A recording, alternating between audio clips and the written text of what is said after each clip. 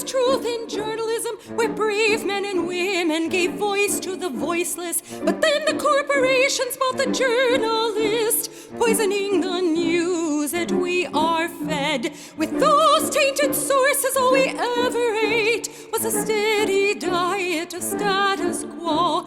This hijacked narrative is the truth of mass suffering, injustice and corruption throughout our land. Status quo, status quo, status quo, status quo. To expose this shift to oligarchy came a band of honest journalists. They left the studio and hit the streets to give the microphone back to the people. Status quo. From sea to sea, the people were empowered to share their truth. Their voices no longer stifled, reclaimed their power. Join the media revolution now.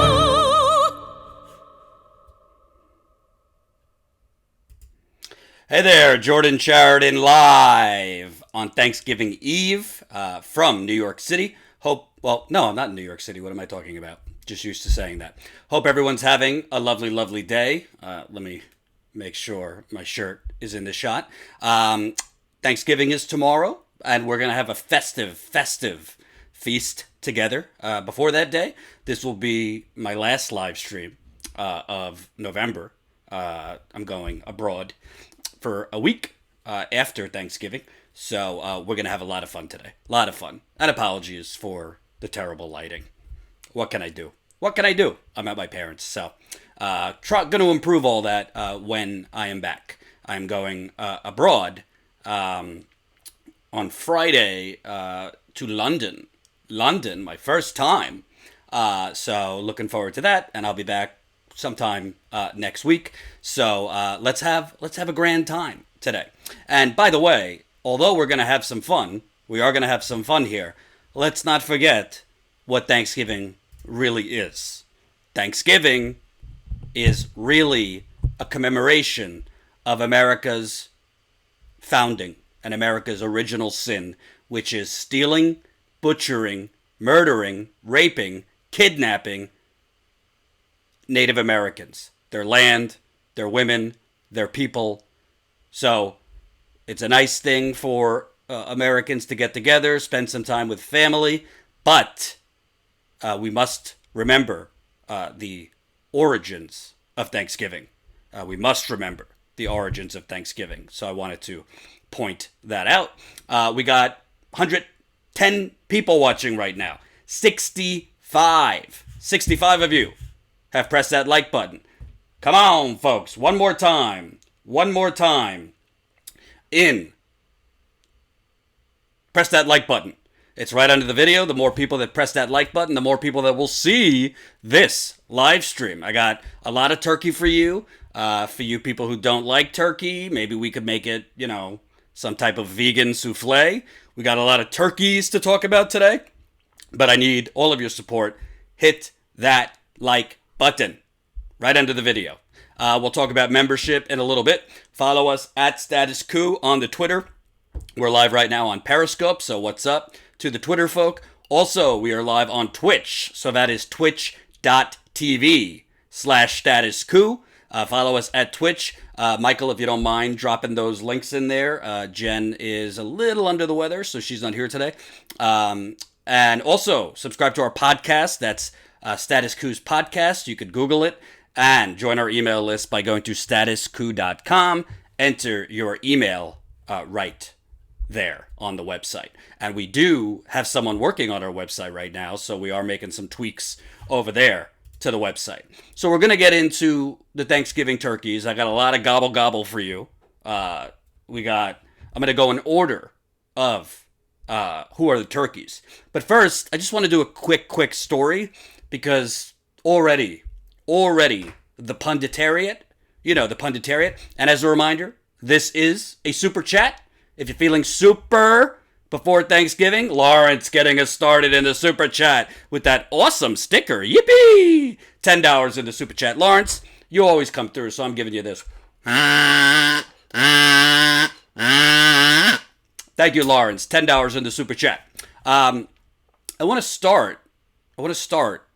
You might have seen this clip already, but I want to start with my friend Chris Matthews, who didn't make the turkey list, but is a little worse than a turkey. He's like a goose. So, Jordan looks a lot better in the beige straw-colored lighting. Thank you. So, Elizabeth Warren is nosediving in the polls, which I'll show you the poll in a minute. But this is not the narrative we were fed. Remember?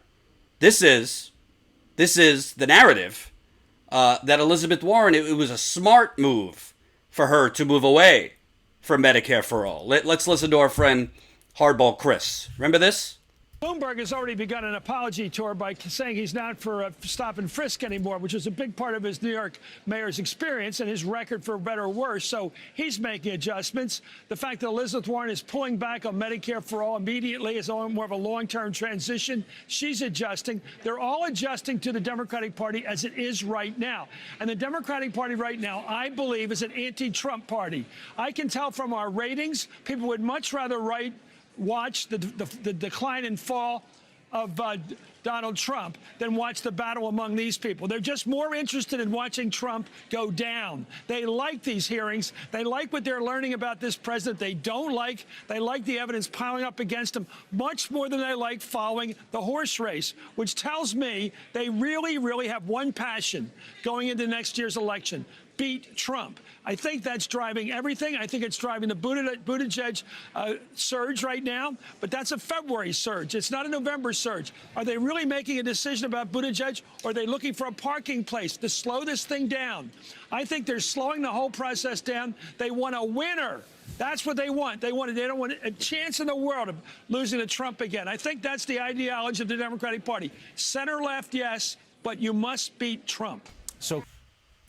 So there you have Hardball Chris in his infinite wisdom. I think he gets paid $5 to $6 million a year for that political wizardry, saying that Elizabeth Warren's just doing what she has to do. She's adjusting. She's moving over to the right on Medicare for All because that's what she has to do. Mind you, when Elizabeth Warren stood on stage saying, "I'm with Bernie," she was surging in the polls. When she said she was with Bernie on Medicare for All, sure, us on the left questioned it. We didn't think she was sincere. We were proven right about that. But she was number one in certain polls, in front of Biden, in front of Bernie, when she was concretely, public appearance-wise, for Medicare for All. And then, all of a sudden, even though Chris Matthews says she's doing the right thing, she's adjusting, all of a sudden, Elizabeth Warren, nosedive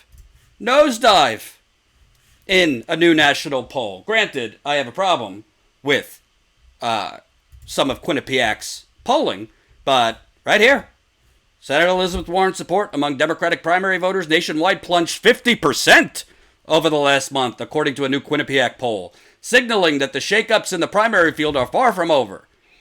Vice President Biden has retaken the lead in the poll after an autumn that saw him surrender his solid frontrunner status, climbing 3 points to earn 24 points. Pete Buttigieg surged into second at 16%, Warren at 14%, and Bernie at 13%. This poll wildly oversamples older voters, so I would take it with a grain of salt as for Bernie. But as for Warren, I mean, it's mostly older people that are moving from Warren over to Buttigieg. But I also think there's a good amount of people that might have switched from Bernie to Warren that are moving back to Bernie. Because you see Bernie rising in a lot of these polls and Warren going down. I think it's a mixture. And right here you have 14 points Warren plummeted since the last Quinnipiac poll. I think it's a mixture of Warren people going to Buttigieg, but Warren people also going to Bernie. So, wait a minute. You remember a guy named Andrew Gillum, who, if you're watching from Florida, he won the primary for governor in Florida, running on Medicare for All, huge upset in the primary, and then in the general, listening to all the consultants, he started sprinting to that center that all the consultants and all the people in the media and all the state politicians and the DNC and the Democrats say, you gotta move to the center, which really means move to the right. He starts showing up at temples with Debbie Wasserman Schultz. He starts doing fundraisers with Hillary Clinton, and he loses to a mini-me of Trump. Now, Elizabeth Warren was leading number one in some polls when she was firmly for Medicare for all. And then she takes a nosedive when she starts hemming and hawing on Medicare for all. Oh, I'm going to come out with a way to pay for it. She comes out with a way to pay for it. That's ridiculous. She's going to pay for it by passing comprehensive immigration reform. She's going to pay for it by cutting the defense budget, which makes no sense since she voted to raise the defense budget twice. She's going to pay for it from a $9,500 per employee employer tax, which will just end up cutting jobs because employers will cut full-time workers and their hours to freelance to avoid having to pay for their health care. And then in her transition, it showed it wasn't actually a transition. It was a moonwalk away from Medicare for all. She was going to pass a public option in the first 100 days, which, call me cynical, is not an easy feat on its own, passing a public option. And then in year 3, when her polling numbers are down, when her party might lose in the midterms, then she's going to fight and pass Medicare for all. So when she was strongly for Medicare for all, she was first or second in most of the polls. Since she has moonwalked away from Medicare for all, she has nosedived, not just in that Quinnipiac poll, in most polls. And in Real Clear Politics' average of polls, Real Clear Politics average, which I showed you on Sunday, Elizabeth Warren has fallen from second to third behind Bernie Sanders. Granted, I take a lot of these polls with a grain of salt. I'm not a polling truther, but I've gone over and over and over many, many times how they're oversampling older people, undersampling younger people. A lot of these polls that the media gets hysterical about has a very, very small sample size. But in the accumulation of polls, she slipped from second to third. So, of course, the logical sequence of events, she moved to third. She went from second to third. Well, when she was in first or second, she was, I'm with Bernie, strong on Medicare for all, unwavering. Then she starts moonwalking. Now she's hemorrhaging in the polls. So, of course, the pundit class, they have a different version of events. Here's from the Daily Beast, Sam Stein. Warren's once ascendant presidential campaign has begun to dim. And among her fellow Democrats, including those in the field, there's a universally agreed upon culprit for the stall in the polls. Her embrace and handling of Medicare for all. Oh my God. Wonderboy Nate Silver tweeted the same thing. Of course, this is not backed out by anything. The facts actually show the exact opposite. Elizabeth Warren, again, was leading or in second in most of the polls when she was firmly for Medicare for all. Of course, hardcore progressives didn't believe it was sincere. We were proven right. But she was in first or second. Then she starts buying into this right-wing narrative about paying for Medicare for all. Bernie has been open from the beginning. Yeah, we're going to do it like every other country. A payroll tax. So right now, if you work for someone, you pay a tax already for Medicare. It comes out of your paycheck. Medicare, Social Security, it already comes out of your paycheck. What Bernie's talking about, that tax you pay is going to go up.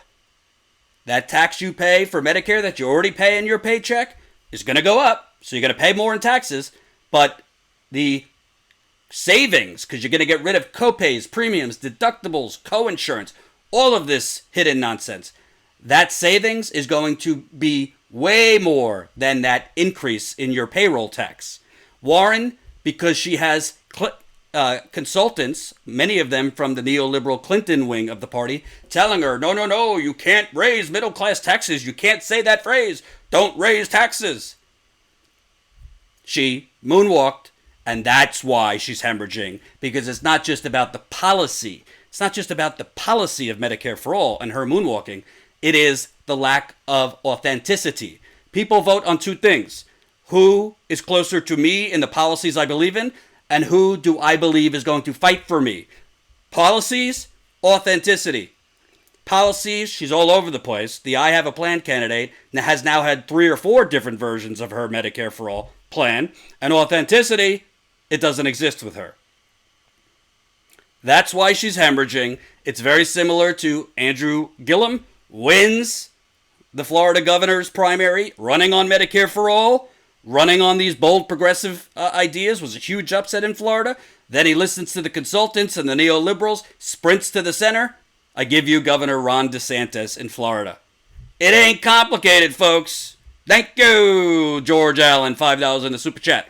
There you are in your kitchen again. You better come on in my kitchen because it's going to be raining outdoors. Robert Johnson. Why, thank you, George Allen, for that reference. And this is a super chat. So that's all I got to say.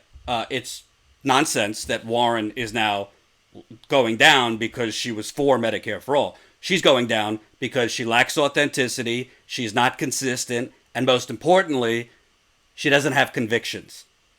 The only thing she does have convictions is about regulating Wall Street. I'm for it, but on healthcare, it was never sincere, and now it's costing her.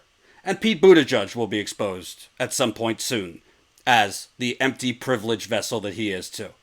Now let's get to the fun, folks. Let's get to the fun. Reminder, 240 people watching, 140 of you have pressed that like button. Every single person, if you don't mind, press that like button. It's a thumbs up button right under the video. The more people that press likes, the more people that will see the live stream. Please, a viewer emailed me saying, stop begging for likes. You know what I told that viewer? Shut the fuck up. Go elsewhere. He said, Sam Cedar doesn't beg for likes. Well, Sam Cedar has been around for over a decade, and when his channel grew, he wasn't living under YouTube suppression and demonetization. So I'll beg for likes if I have to, and if you don't like it, go somewhere else. Sorry. So we're gonna let me explain the definition of the turkey. What a political turkey is. So to me, a political turkey is kind of a mixed bowl of terribleness. 1, they're frauds. 2, they're evil. And 3, they're fakaktas. And if you don't know what the definition of a fakakta is, let me help you out with that, courtesy of Urban Dictionary. A fakakta, as my late grandma used to say, is it's just a word describing something that's not working or is just crappy. You know, so it's kind of like, ugh, this fakakta cake. Ugh, this fakakta tool. I use it a lot. So turkeys, politically speaking, are fraudulent fakaktas, if you ask me. And there's obviously plenty of those to go around, so it's very difficult to pick just a couple. I think I picked 7 for this show. So we're going to go in order. The last turkey will be the winner. So I'm going to go from least amount of turkey to greatest. And I'd love your thoughts in the super chat, of course. Let me know if you agree. Let me know if you agree with these turkeys. Very, very important. So I have to start. And again, the last turkey will be the winner. I have to start. Beto O'Rourke. Oh, say it ain't so, Beto. Beto O'Rourke, you stole my heart in Texas. You stole my heart in Texas. I thought you were the next Bobby Kennedy, Maddow O'Rourke. Oh, you had it. You used to stand on cars running against Ted Cruz. But it just didn't work out. It just didn't work out for you, Beto. Oh, by the way, these turkeys, courtesy of Colin Tooley. So what do you say? Beto O'Rourke is your standard neoliberal, faux progressive, toss out terms that consultants stuffed in your mouth. And with Beto, of course, a little variation. A neoliberal who knows how to stand on a bar. Or anything for that matter. Take you through memory lane here.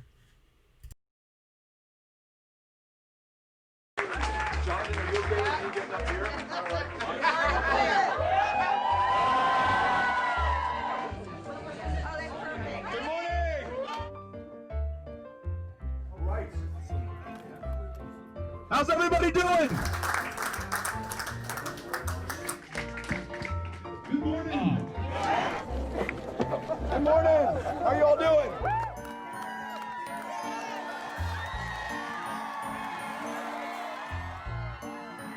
I promise to personally clean your counter before I leave, okay?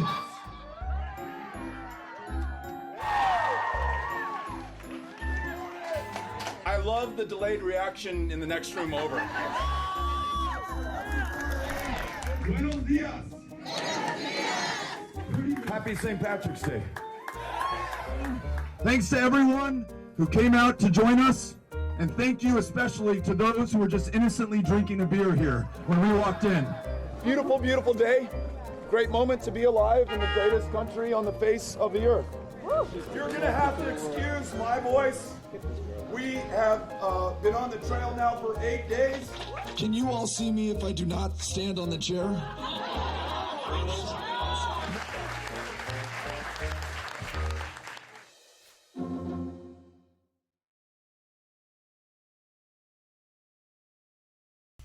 Tears. Absolute tears for Beto. You know, what can you say? What can you say?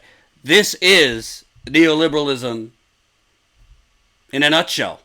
It is when an empty vessel, in this case, the husband of I think she's a billionaire, his wife, was a congressman, had a moderate to right-wing record, took a lot of money from fossil fuel companies and natural gas. You could say, well, Jordan, he was in Texas. I don't care. Did you just hear the United Nations report? We don't have a lot of time. So he was a middle-to-the-road right-winger as a Texas congressman. Runs against Ted Cruz, loses to Lucifer, and then stands on top of a bar to tell everybody we can't have Medicare for all. We can't have universal education. We can't. But we can bring people together. Oh, you know that buzzword, you always hear it? We got to bring people together. We got to bring people together. There's a lot of candidates who are running on this bring people together. And then when they bring people together, they're bringing people together to get crumbs from them. Which, honestly, the total hollow emptiness of Beto O'Rourke was actually not shown by someone in the media, but just a normal college student. You remember this? You might try looking at the perfect place. A place. When are we going to get an actual policy from you instead of just like platitudes and nice stories? Thank you. Going to get an actual policy from you instead of just like platitudes and nice stories. Thank you. I'm going to try to be as specific as I can. I mentioned our criminal justice system. I've called for... Oh, Beto. What could have been? Yeah, nothing more to say on Beto. We wish you well. We wish you well. But Beto O'Rourke is a cautionary tale in when neoliberalism posed as an authentic, cool, everyman is still just neoliberalism. Bill Clinton got away with it with the saxophone 20-something years ago. People are woke now, as the cool kids say. And Beto just didn't work out. So, moving on from Beto. And thank you, PJ Coin. I always get it wrong. I think that's euros. €5. Will the bloody impeachment trail open the door for Pete the Tool to sneak in while the senators are stuck in Washington? Don't worry about Pete the Tool. I think his bubble's going to pop soon. So, and remember, 250 people watching, 180 likes. We need 75 more of you to press that like button, please. So moving on from Beto. This is a bit of a turkey souffle. Trump, Bolton, Elliott Abrams, all of them. I mean, Trump is obviously a turkey. You could have 30 different Trump turkeys. But this one was a team effort in their failed efforts to topple the government of Venezuela. Bolton tried. Trump put what he thought were the experts in this kind of thing in control. Said, John, go get me Venezuela's oil. I want that oil. But unfortunately, The people of Venezuela were not having it, despite the corporate media pushing the usual United Corporations of America narrative on, oh, we just want to help. We just want to help those poor people of Venezuela. We just want to help those fine people in Venezuela who are suffering so much. That's why John Bolton said this. We're celebrating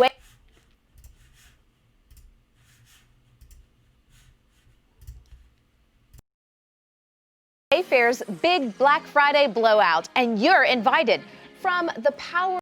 We're looking at the oil assets. That's the single most important income stream to the government of Venezuela. We're looking at what to do to that.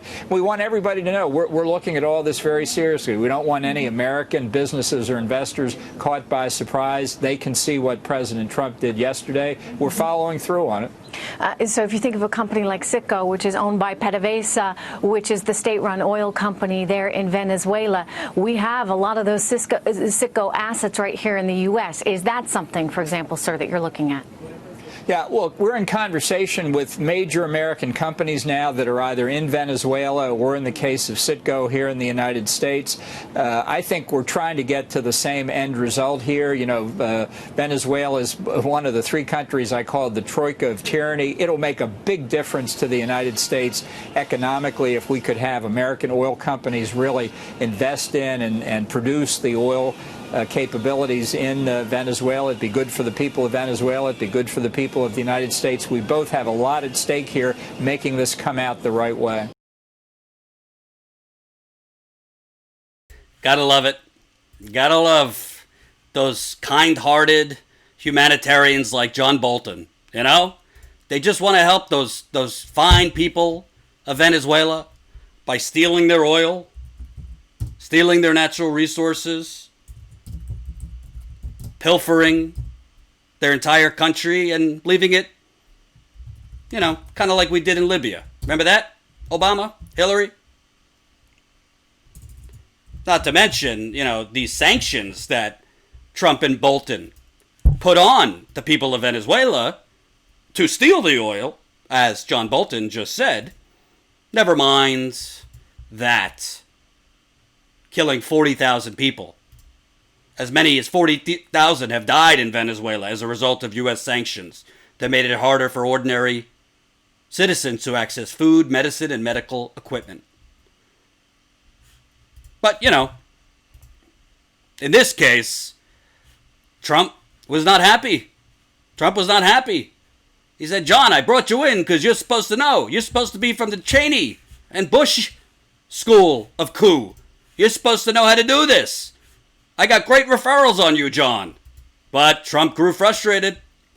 President Trump is questioning his administration's aggressive strategy in Venezuela following the failure of a U.S.-backed effort to oust, should say democratically elected President Nicolas Maduro, complaining he was misled about how easy it would be to replace the socialist strongman with a young opposition figure, according to administration officials and White House advisors. God damn it, Bolton! You told me this would be done in a week.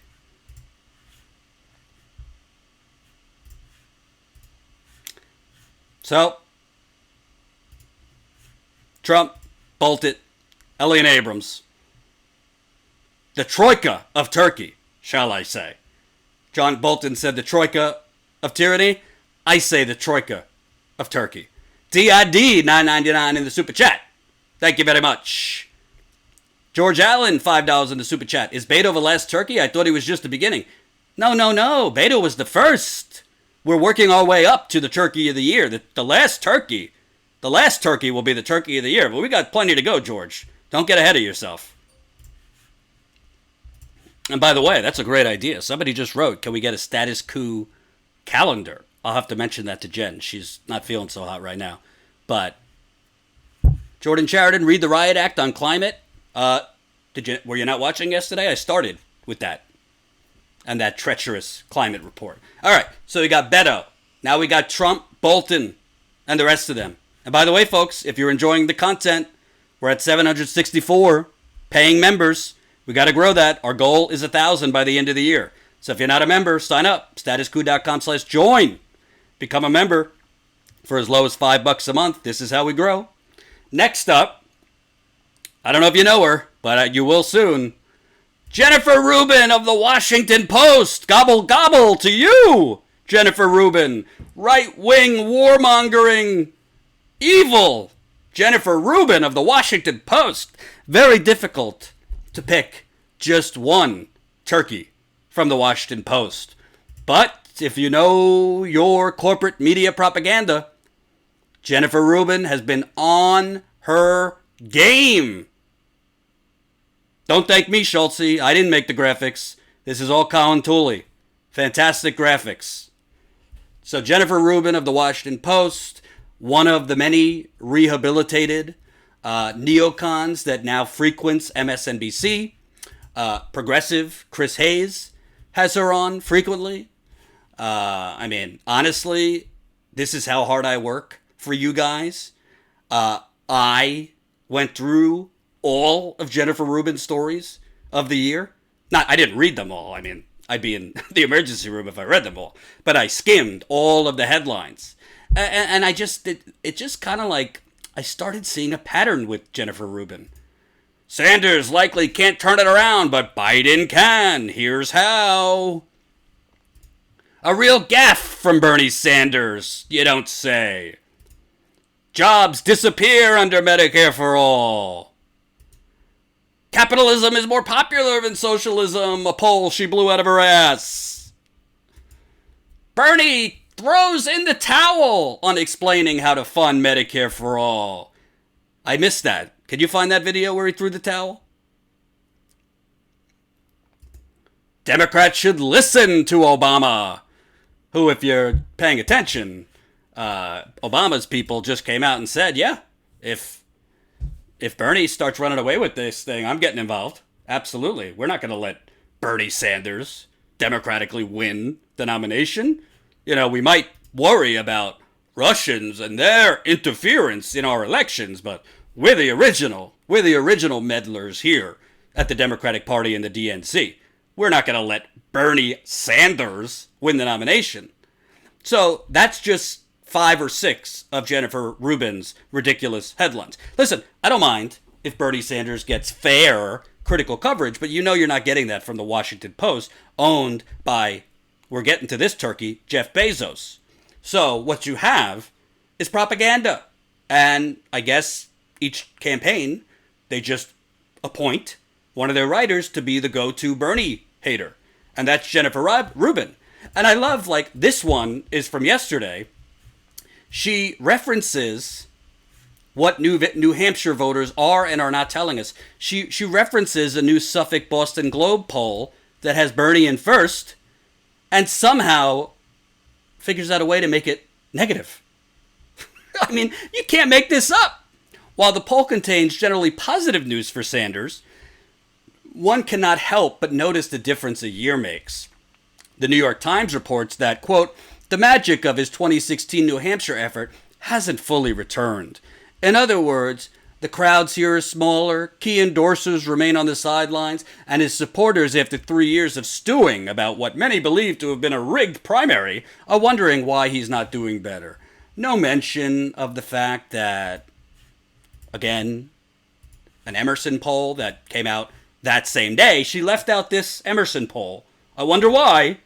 She picked a poll where Bernie was up by just a point. She left out this one where Bernie is winning New Hampshire by 4 over Mayor Pee Wee Herman. Biden down at 14. Warren all the way down at 14. It's a pretty big difference, 14 to 26. And again, I don't want to be inconsistent. You know, I'm not going to just trust the polls because they're good for Bernie. Some of these polls are questionable. Emerson I've consistently liked. Emerson has consistently had Bernie higher because Emerson tends to do more of an even sampling of voters over 50 versus under 50. And in those polls where you have not totally equal, but close to equal numbers being polled that are over 50 versus under 50, shockingly, Bernie does a lot better. So, Jennifer Rubin, gobble gobble, turkey of the year. I mean, she's on the record in these pieces. Bernie should drop out. Bernie's lost his mojo. Bernie this, Bernie that.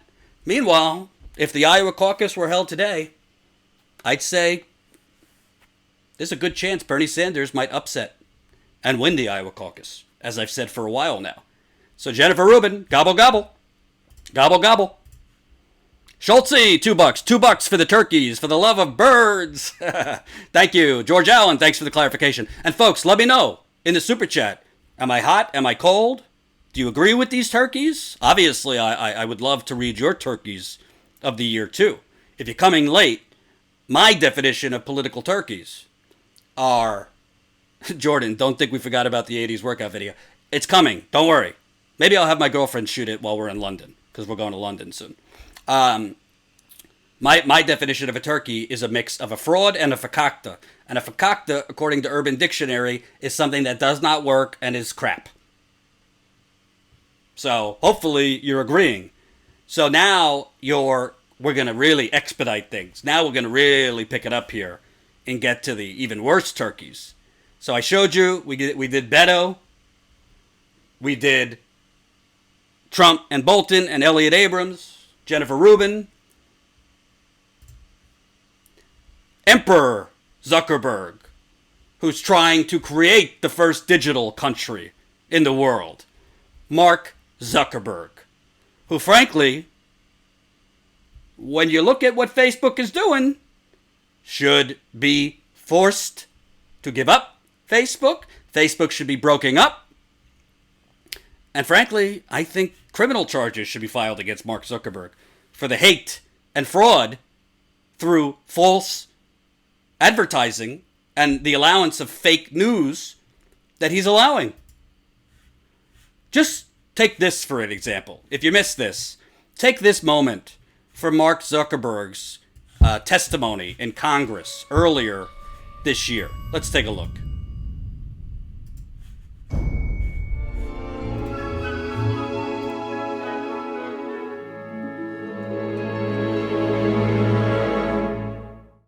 Have you or anyone at Facebook been interviewed by the special counsel's office? Yes. Have you provided support to the Trump campaign similar to what we provide to any advertiser or campaign who asks for it? Mr. Zuckerberg, would you be comfortable sharing with us the name of the hotel you stayed in last night?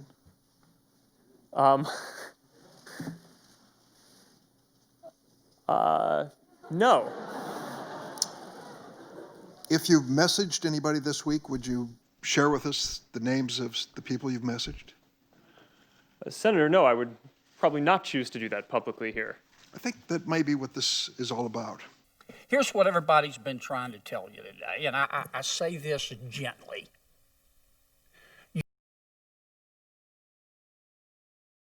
Dick Durbin! The rare good thing from that corporate Democrat. You know, Mark Zuckerberg, who's been caught selling private data without your knowledge. Mark Zuckerberg, who allowed, or Facebook, who allowed Cambridge Analytica to basically work for the Trump campaign in 2016. That had more of an effect than any fake Russian Facebook pages, I can tell you that.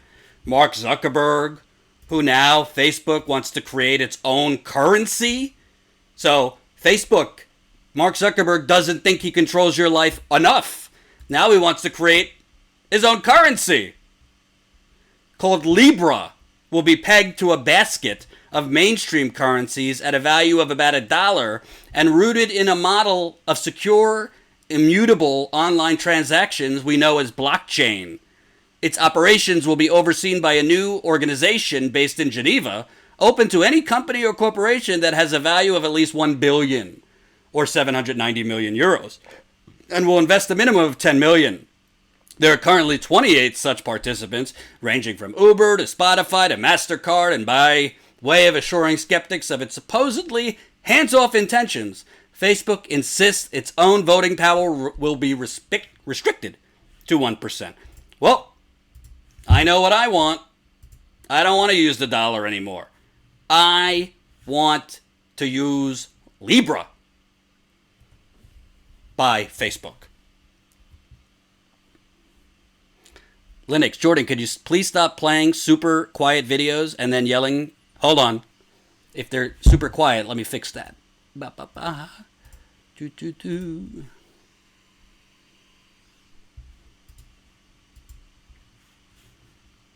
The videos should be louder now.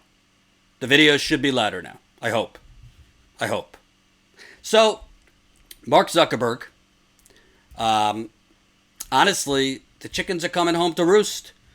I don't personally believe that any of the presidential candidates, Bernie, I think he hasn't called to break Facebook up. If he has, correct me if I'm wrong, Elizabeth Warren has called to break up Facebook, but do you really believe she's going to do that?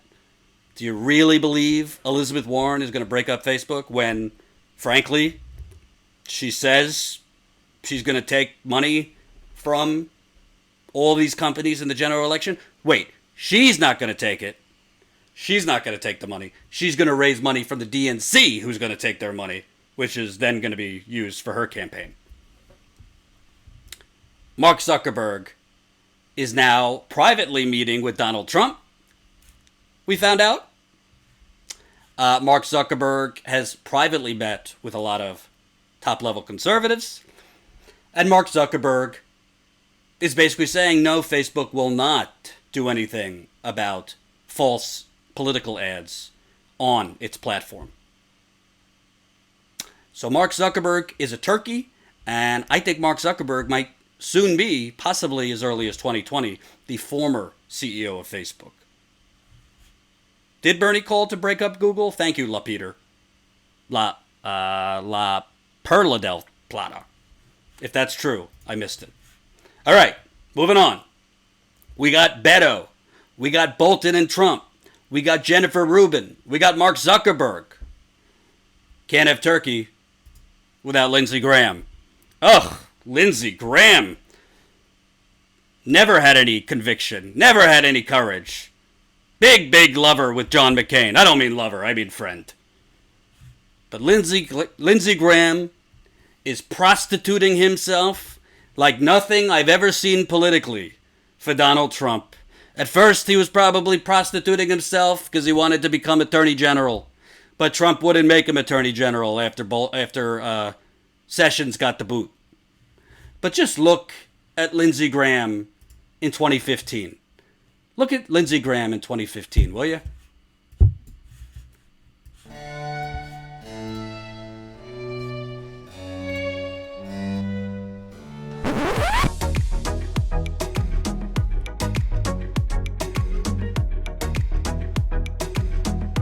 What is your reaction to hearing what Donald Trump says? Disgusted.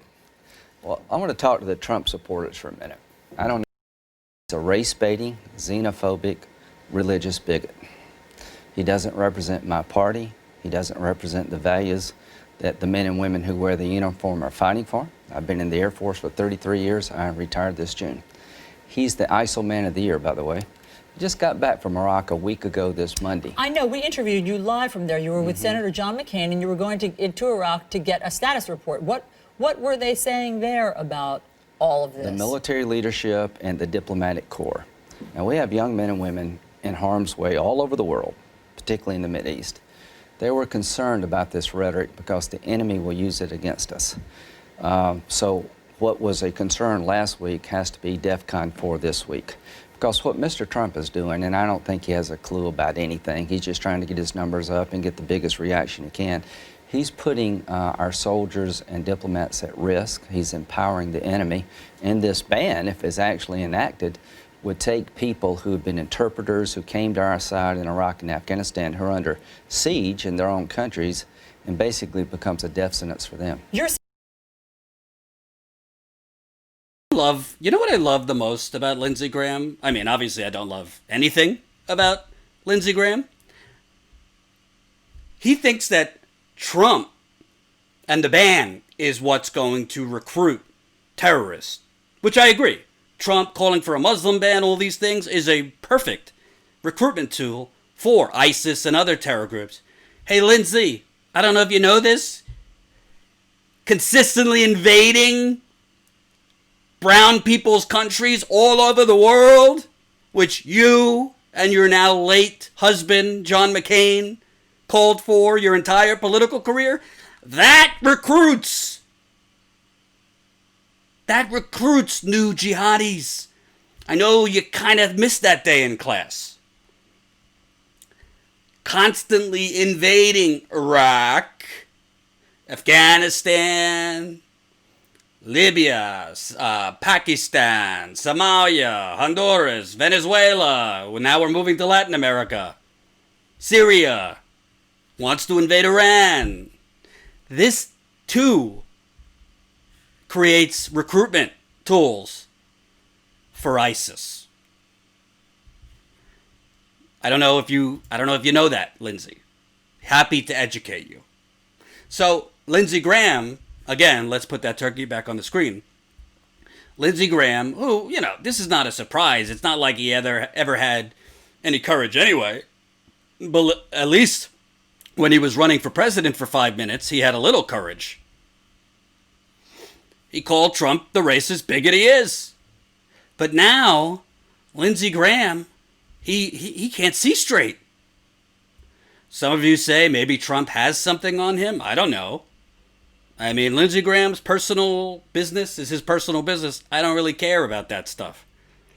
But, God, Donald Trump, who is corrupt, who does need to be defeated, Donald Trump cannot have a better turkey in the Senate than Lindsey Graham to constantly protect him. He is the male version of Kellyanne Conway for Donald Trump. He goes from calling him a racist bigot to saying, oh, who cares if he tried to bribe a foreign leader? Who cares about that stuff? Oh, who cares if his taxes show he money laundered or, was tax dodging? Who cares? We get tax cuts for the rich. He's more or less keeping us bombing all these countries that I want to bomb. He's down with stealing the oil. Trump has openly said, let's not leave Syria without the oil. Which just shows you whether it's Democrats, whether it's Republicans, there's no moral conviction here. Lindsey Graham doesn't care that Donald Trump is a racist bigot because Donald Trump is doing everything Lindsey and his late husband John McCain cherish. Bombing and killing brown people, stealing their oil and minerals, creating terrorism around the world by doing so, and then saying, damn the terrorists. And of course, stealing the oil. So Lindsey Graham, gobble, gobble, gobble, gobble. Now we're making our way. What do we got? We got 1, 2, 3 turkeys left. 3 turkeys left. Are you guys stuffed yet? Are you stuffed yet, or you can handle a little bit more? I'm getting a little full from this turkey, but if you can handle a little bit more, I want to make sure I didn't miss any super chats either. This is a super chat. Thank you, PJ Coin, €5. You got Ruben right. Thank you. Chris, $5. Join late. Thanks to Status Coup for giving us truth to power. See what I did? Thanksgiving. Appreciate it, Chris. All right. We got 350 people watching, by the way. 266 likes. Smash that like button if you can. It's the thumbs up button right under the video. It'll help us get the viewership up. One more. We got 3 more turkeys. Jeff Bezos. As you can see by my wardrobe today, Jeff Bezos is one of the biggest turkeys of the year. Also, one of the biggest losers of the year, if you ask me. He got outsmarted by the progressive movement. He got outsmarted by a former bartender, now a congresswoman. And for a brief time, I think he's now back in first place, he lost his mantle as richest man in the world. Bill Gates took over. So if you remember, Ocasio-Cortez, at the time, Jeff Bezos and Amazon were trying to extract all the corporate welfare they can, asking for $3 billion in tax giveaways to them for gracing New York City with its presence to build Amazon's, Starship Galactica new headquarters. All of these cities around America that are gentrifying, pushing poor people out, were all prostituting themselves, including Detroit, to try and get Amazon to come there because of the promise of tens of thousands of jobs. Meanwhile, they were going to bulldoze the communities that existed there to put in that headquarters and thus skyrocket those rents and gentrify whatever lucky city got Amazon, right? Well, AOC and a lot of state lawmakers in New York shut him down. This is AOC at the time. Anything is possible. Today was the day a group of dedicated everyday New Yorkers and their neighbors defeated Amazon's corporate greed, its worker exploitation, and the power of the richest man in the world. Oh, God. And then Andrew Cuomo.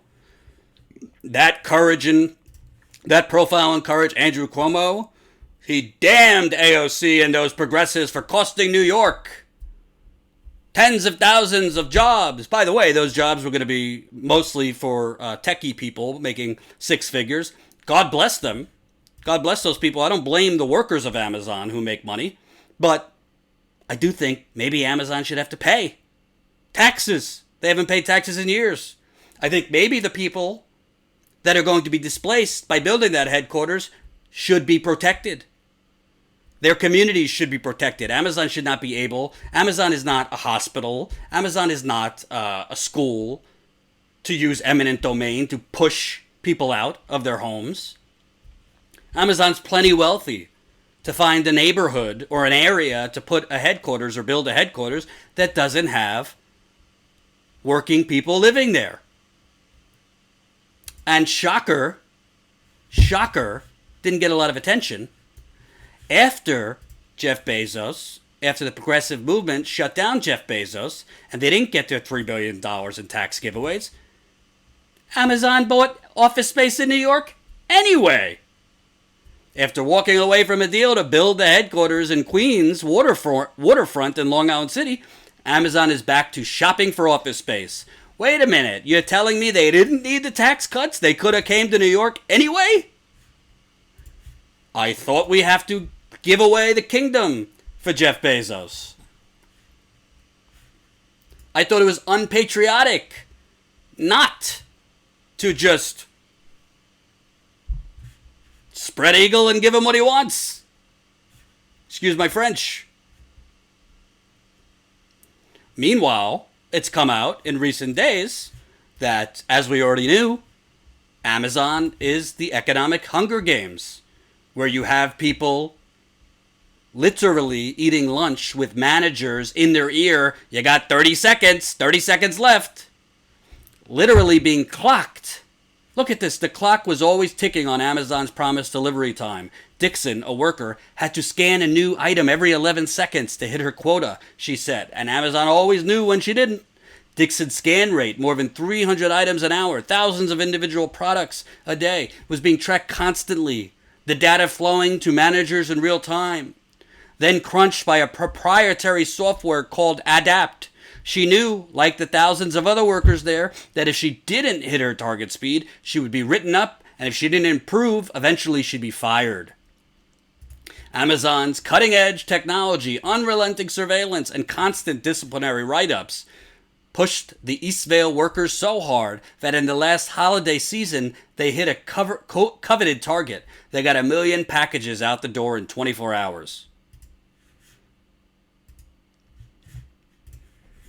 This is the evil of unfettered, unregulated, runaway, run amok capitalism.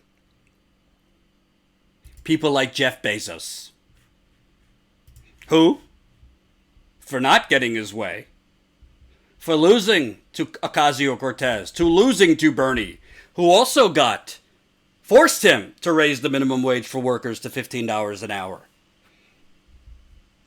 Jeff Bezos, eat up, pal. You are one of our turkeys of the year. And I say what my shirt says for fear of getting demonetized. But the shirt might demonetize me anyway, so fuck it. Fuck Jeff Bezos. Now we're down to the final turkeys. Hope you're not stuffed. We got 2 more. It was tough. It was tough to decide between these final 2 turkeys. Really was. And I'm not ordering from Amazon this holiday season. And I'm going to try not to order from Amazon, period. And you guys shouldn't either. We should not be so lazy that we look the other way to this brutality going on to our fellow Americans. So for the final 2 turkeys, it was tough. The runner-up, Joseph Biden. Joseph Biden. Oh, where do you start with this man? Where do you start? As I've been saying for many months, might not be popular among the corporate media to just speak the truth. The man's not well. Cognitively, he's declining. He started his campaign, hugging for dear life his BFF, Barack Obama, with, Joe and Barack on Best Friends. That's really his message. Hillary Clinton was stronger together. Biden, his message, Barack's my BFF. Then you have, uncomfortable moments like this. How would you get those same Republicans to work with you? Well, look, the next president of the United States is going to have to do 2 things. Defeat Donald Trump. That's number 1. And number 2, it's going to have to be able to go into states like Georgia and North Carolina and other places and get a Senate majority. That's what I'll do. You have to ask yourself up here, who is most likely to be able to win the nomination in the first place, to win the presidency in the first place? And secondly, who is most likely to increase the number of people who are Democrats in the House and in the Senate? And by the way, I learned something about these impeachment trials. I learned, number 1, that Donald Trump doesn't want me to be the nominee. That's pretty clear. He held up aid to make sure that, while at the same time, innocent people in the Donbass are being killed by Russian soldiers. Secondly, I found out that Vladimir Putin doesn't want me to be president. So I've learned a lot about these things early on from these hearings that they're being held. But the bottom line is, I think we have to ask ourselves the honest question: who is most likely to do what needs to be done? Produce a Democratic majority in the United States Senate, maintain the House, and beat Trump. And we also found out that Joe likes his turkey primo. His campaign was spending millions of dollars on private jets, luxury hotels, to the point where they only, it's sad that in politics these days, 9 million is considered chump change, that because he was spending all this money on private jets, luxury hotels, his campaign running out of money, even though he's going around the country prostituting himself to the who's who of the oligarchy, having more fundraisers than speeches and events. Sounds like Hillary Clinton circa 2016. Not to mention, again, this is not meant to poke fun, but you gotta call what you see here. He's just having some trouble remembering people like just who was the president he worked for. Because they invaded another country and annexed a significant portion of it called Crimea. Right. He's saying that it was my boss, it was his fault.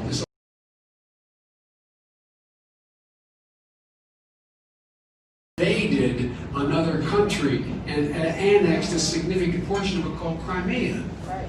He's saying that it was my boss, it was his fault.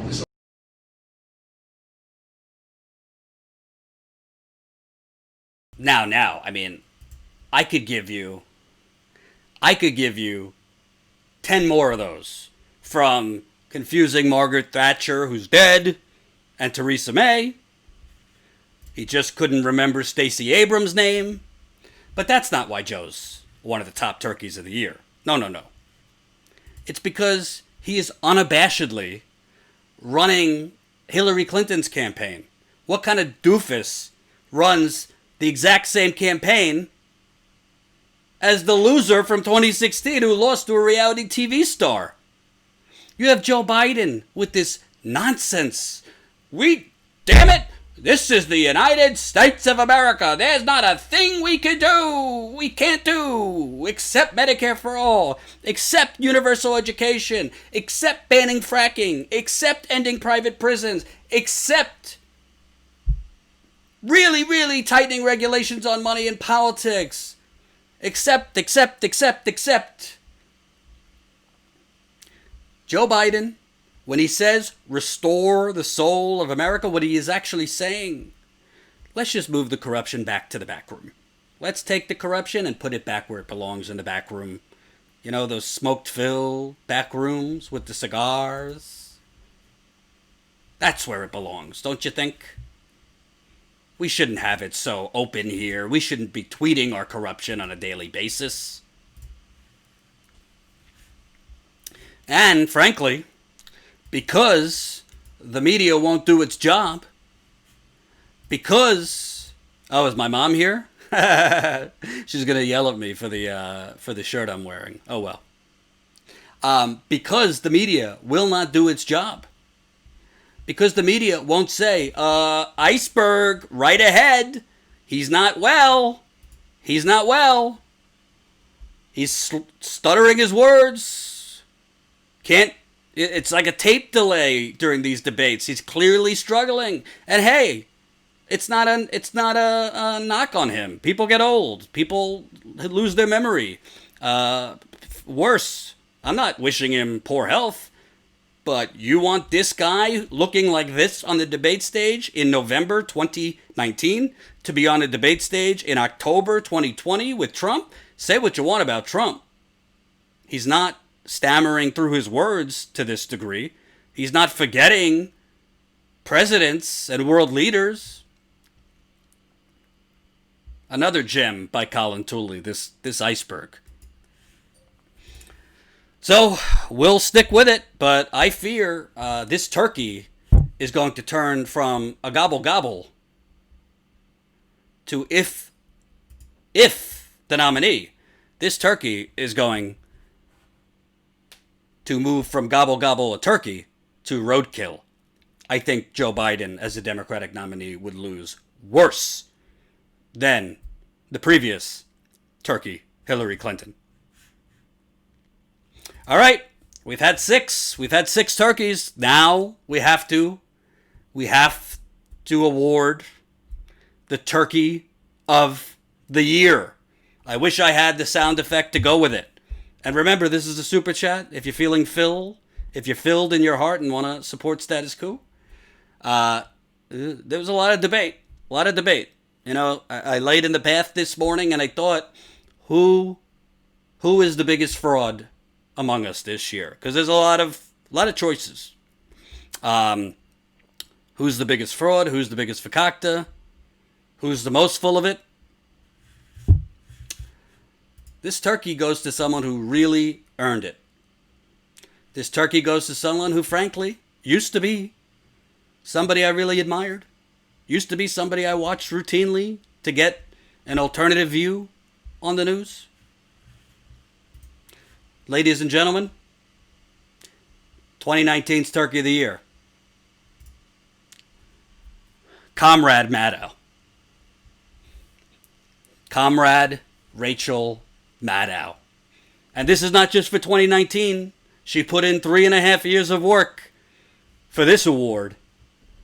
But Rachel Maddow, congratulations. You won it. This is very esteemed as a Pulitzer, I hear. Status Quo's Turkey of the Year award. You went from a one-time, wonderful, progressive, sensible, common sense. I mean, the rest of the media would be talking about stupidity and you'd start the show with some random story in Idaho. I used to love it long, long ago. But damn it, there must be something in the water over there at MSNBC. I mean, honestly, I can show 20 videos of Comrade Maddow. But I've decided to just keep it concise. We're going to show just one. It's a little long, but I think this really crystallizes Comrade Maddow and why she is the Turkey of the Year.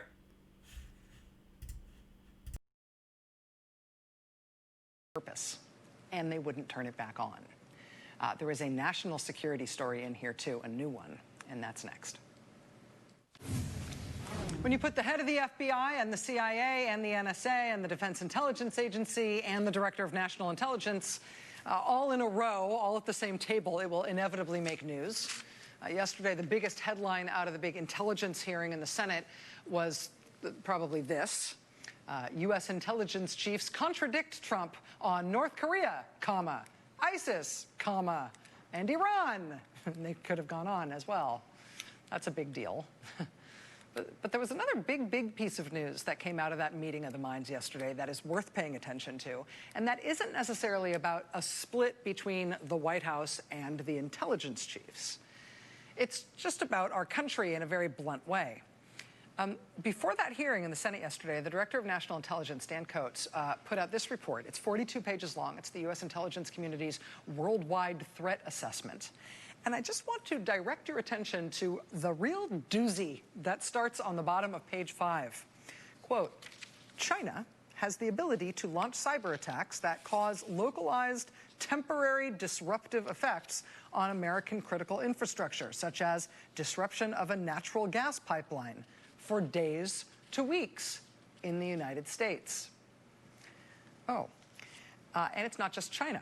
Go to page 6. Quote, Russia has the ability to execute cyber attacks in the United States that generate localized, temporary disruptive effects on critical infrastructure, such as disrupting an electrical distribution network for at least a few hours. So China could shut off the natural gas pipelines. Russia can just shut off the electricity. They have that ability now. There have been rumblings for a while that hostile foreign government hackers had burrowed their way into American critical infrastructure and particularly the power networks. The Wall Street Journal has done the best reporting on this front in the country, laying out exactly how that scenario could play out here, how foreign countries have been laying the groundwork to one day flip the off switch on an entire swath of the U.S. power grid if they want to. But this new report from the intelligence chiefs rings a whole new kind of alarm bell. This is no longer just a thing that they might be planning for, that could conceivably happen one day. This is the Director of National Intelligence telling us all in unclassified form, in black and white, China and Russia can do this today, now, whenever they want to. In other words, we're relying on their good graces that they're not.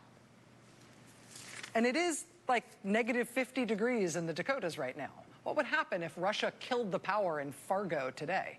Right? What would happen if all the natural gas lines that service Sioux Falls just poofed on the coldest day in recent memory, and it wasn't in our power whether or not to turn them back on? I mean, what would you do if you lost heat indefinitely as the act of a foreign power on the same day the temperature in your front yard matched the temperature in Antarctica? I mean, what would you and your family do? Joining us now is Rebecca Smith. She's an energy reporter for the Wall Street Journal. She's been... Sorry, I didn't show the video at first. Sorry. Oh, Rachel Maddow, how you make me giggle. So, you know, where do you start? First of all, just to be clear, I've said basically from the beginning of this Russia stuff that to me, and it's been kind of proven true, to me, the story is not some Cold War reenactment that Donald Trump, this doofus, and Paul Manafort, another doofus, and then Steve Bannon and Kellyanne Conway, all these doofuses that could barely run a campaign, somehow coordinated with the KGB, the Kremlin, to hack into emails and distribute them. No, if anybody knows anything, since the 1980s, Donald Trump has been money laundering, and his father, through countries like, then, the Soviet Union. That's what Putin has over him. That's why Trump has been so diplomatic, dare I say bending over for Vlad. That's why Trump, after Saudi Arabia and MBS, Crown Prince bin Salman, MBS, butchered Jamal Khashoggi. Trump didn't do anything. It's not only because of the U.S. selling weapons to Saudi Arabia and the money we make from Saudi Arabia. It's that Donald Trump has been laundering money through countries like Russia and Saudi Arabia for 2 or 3 decades. By the way, that is part of what the Southern District of New York has been investigating with Trump and his businesses. That's the real investigation. Sure, the House is going to impeach Trump. He's not going to be convicted in the Senate. It's a dog and pony show right now. And I think, I disagree with some on the left who say this Ukraine impeachment thing has much to do about nothing. No, Trump did try to bribe the leader of Ukraine. You don't have to, bribes don't work. You don't literally say, hey, here's your bribe. That's not how it works. They don't say it like that. But Trump has done many things worthy of impeachment. But the thing about Rachel Maddow and MSNBC, I don't really think they were ever that progressive. I used to love Ed Schultz, may he rest in peace. I loved Keith Olbermann a long time ago, before Russiagate sucked him in and spit him out as this kook he is now. Bill Maher long ago was wonderful. Now he's a Republican, he might as well be. But this MSNBC and Rachel Maddow for years, because they did not want to look, dissect, and evaluate the actual story of the 2016 election. How did a reality TV star defeat the biggest political machine since the Kennedys? How? Because half the country's poor. Half the country is in poverty. Half the country is economically desperate and angry. And half the country has turned against the ruling elites. MSNBC didn't want to look at that. Rachel Maddow's not paid to look at that. Rachel Maddow's not paid to have experts on to talk about that. Rachel Maddow's not paid to go and interview those people on the ground in states like Michigan and Wisconsin and actually show the plight of the working man and woman of America and why that these people ended up not just voting for Trump, but many of them staying home. So they chose to do something else. And it's not just Rachel Maddow. We're talking Washington Post. We're talking the New York Times. We're talking all of them. They chose to run with a speculative conspiracy theory that was never proven. It was never proven that Russia was WikiLeaks' source. It was never... The Guardian still has up, a year later, a story saying that Paul Manafort met with Julian Assange in the Ecuadorian embassy. There's no evidence of that. No other news outlet could actually report it because they all said, we can't back this up. The Guardian cited anonymous sources, but they didn't even have logs of the Ecuadorian embassy to even show this. Story after story was debunked. You remember the Washington Post said, oh, Russia hacked Vermont's electricity grid? You remember NBC News reported that some Russia somehow hacked microwaves in Cuba, I think it was, where American diplomats were, which leaving these American diplomats with serious migraines. No proof, was later debunked. Rachel Maddow herself has reported story after story after story with Russia that ended up being bunk. I'm not saying, by the way, Russia did not try to influence the 2016 election. Of course it did. They did push propaganda on social media, on Facebook, on YouTube, on Twitter. Okay. You find me the empirical data that shows that swung voters in Michigan, Wisconsin, Pennsylvania. Because I've had this argument with people in my life who I love, because I was actually there. I went to these states more than I would like to share. I was at a lot of Trump rallies. Trump had these people at NAFTA. Putin had nothing to do with it. He sold these people the bullshit that he was an economic populist, he was an everyman, and they drank it up. And the Democratic Party on the other end had a symbol of Wall Street and establishment. That's why Trump won. And this Russia stuff, it's so dangerous because I'm not saying Putin's a good guy. Of course he's a brutal thug. Russia has killed journalists. Yes, they have. Russia is awfully homophobic. But also, Russia is a nuclear power. And what Rachel Maddow and her cohorts at MSNBC and the rest of the Russia media industrial complex, they've basically been saying, let's poke the bear of that nuclear threat. And let's also keep attacking the man that we say is a lunatic and shouldn't have his finger anywhere near the nuclear button. Let's keep saying, without proof, he is in bed with Putin. He is a Russian asset. Remember, Jonathan Chait has written that Trump is a Russian asset since the 1980s. I think now Malcolm Nance, that nut from MSNBC, went further. Trump is an asset dating back to the 1970s. Then you have the strongest candidate, some of you disagree, on foreign policy, Tulsi Gabbard, rising in the polls, having that message, let's end the military-industrial complex, stop these regime change wars. So what do? They say, oh, no, there's not a growing number of Americans who want to stop this American interference and regime change and coups all over the world. It's Russia propping up Tulsi Gabbard. It's Russia. And I just showed you on Sunday, now we have Joy Reid saying that Russia's propping up Bernie Sanders. Bernie doesn't have a real movement, it's Russia. They said Russia. You're saying Russia was propping up Black Lives Matter. Those stories exist. Russia was propping up the activists to go to Standing Rock. Let me tell you, as somebody who froze his Jewish tushy off for 6 months on and off there, Putin wasn't there. Neither were the Russian bots. Basically, as the neoliberal bubble pops,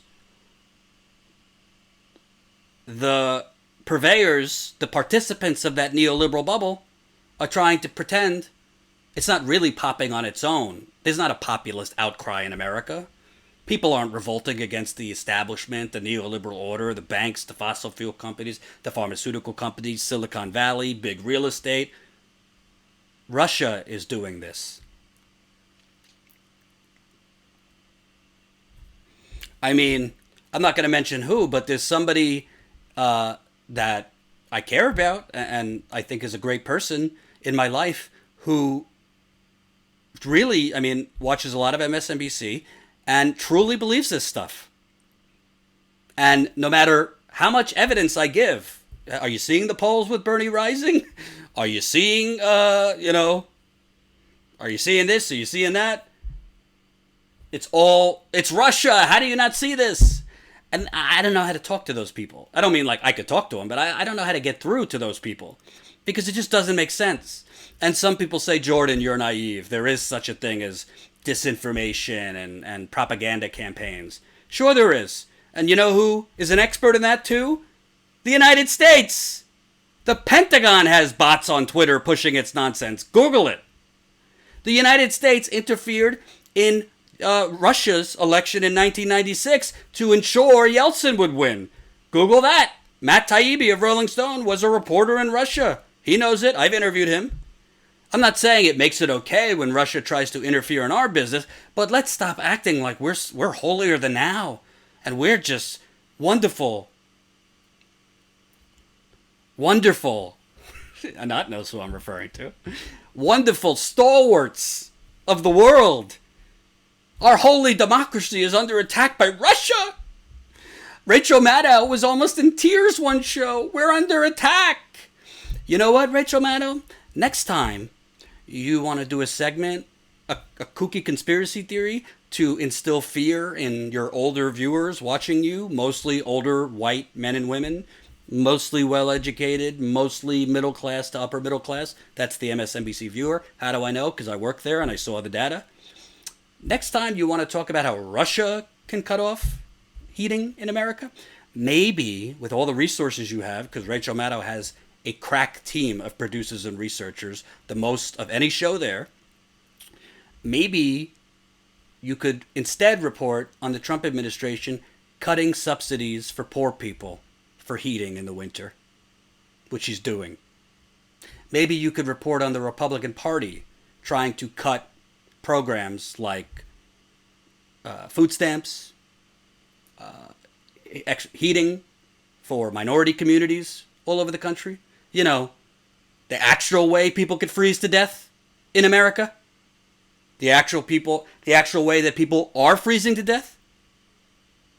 I don't want to get into it, but 2 years ago I got a message from a resident in Flint. As you know, I've reported there extensively. And it was it was December. And she didn't ask me outright to help her, but, she said, a sick woman, sick physically from the lead. She said, with what Snyder's doing, they cut programs for heating that I once got. I have a thing I bought from Home Depot, but it's freezing in here.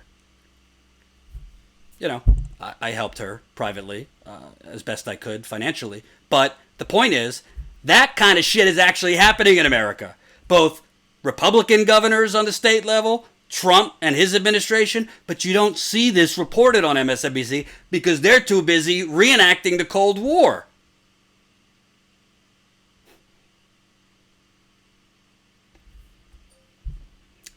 It's highly entertaining if you are an MSNBC viewer. It keeps you glued.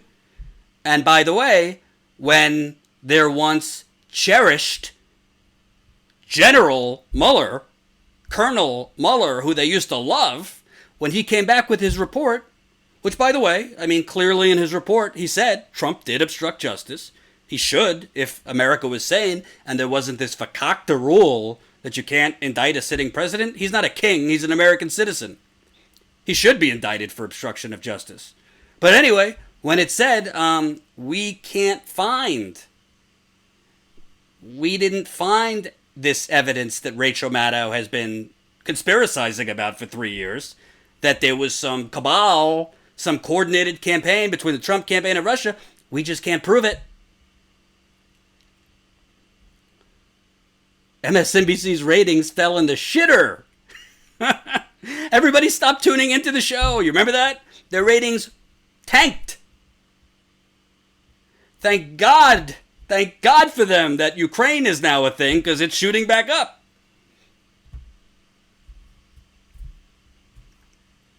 Rachel Maddow, you earned it. Turkey of the Year.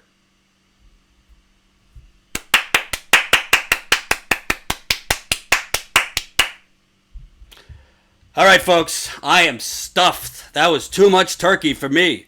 Let's take some questions, comments, concerns. Was I on? Was I right? Were these to your liking? Who did I miss? Of course, I was thinking Pete Buttigieg, but that's just too easy. Pete Buttigieg. Who else could have, There's a lot of people that were on the cutting room floor that were close, but I think these were the right turkeys to choose. I really do. So, this is my last live show for the month. Tomorrow's Thanksgiving, obviously, so I wish you and your family a very happy holiday. Let's remember, even as we celebrate and spend time with our families, let's not forget Thanksgiving is not a happy holiday for the Native Americans. Let's remember what Thanksgiving is really based on. The theft, murder, kidnapping, rape, and genocide that this country was founded on. They don't generally teach you the whole story in grade school.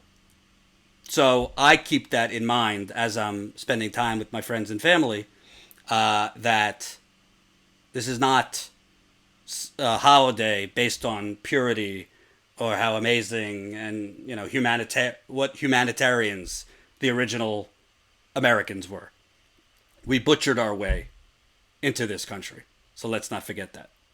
I will be away Friday through next week. So we'll have some videos while I'm gone. Don't worry about that. But I'll be away on a short vacation with my lady, Jordan, going to London for research. Not research, just I've never been to London, so I'm going to enjoy the view. Not research. And if there's any fans in London or viewers in London, shoot us an email, info@statuscoup.com, if you have recommendations where I should go. That's info@statuscoup.com. Thank you, Vaquero Supreme, $5 in the Super Chat. If Mad Cow is right, then Russia deserves to have a lot of influence on U.S. politics. Barack Obama Switch didn't make the list. Lily, the workout video is coming, Lily. Thank you for holding me accountable, though.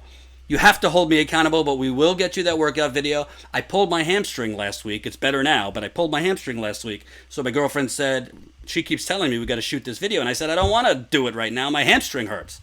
But fortunately, I'm feeling good, so maybe we'll do it. Maybe we'll shoot it tomorrow on Thanksgiving.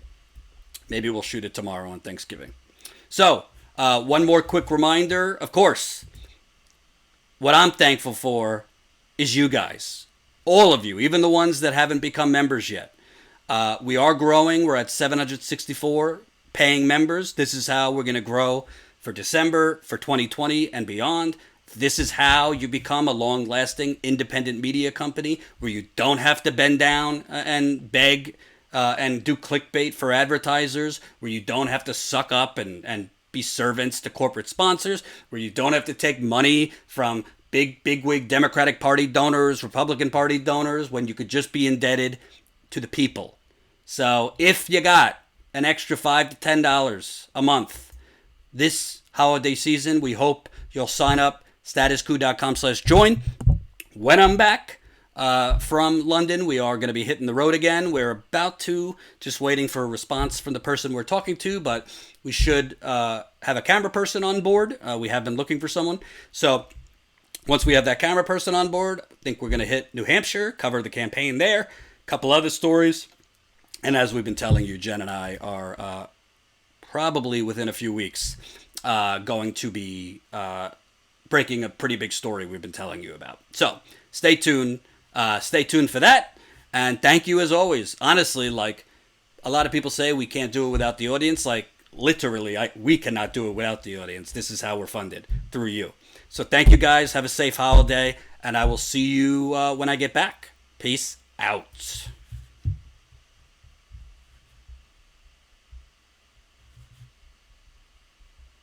Brand new reaction coming in from Rudy Giuliani. And right now, President Trump's former top advisor on Russia. More breaking news tonight on Rudy Giuliani. Trump lawyer Rudy Giuliani is under criminal investigation. President Trump is not going to cooperate. The latest on impeachment. Impeachment investigation. President Trump. President Trump. President Trump. President Trump. President Trump. President Trump's educational issues with the children that have been poisoned. We're at one of the encampments that homeless people are living at. It's really discouraging to notice these similarities where you have the administration going, there's absolutely nothing wrong with your water, but here, take these filters. Are you on Social Security? I am, but I work a full-time business. I know, but you're aware Social Security is a socialist program. Well, that's beside the point.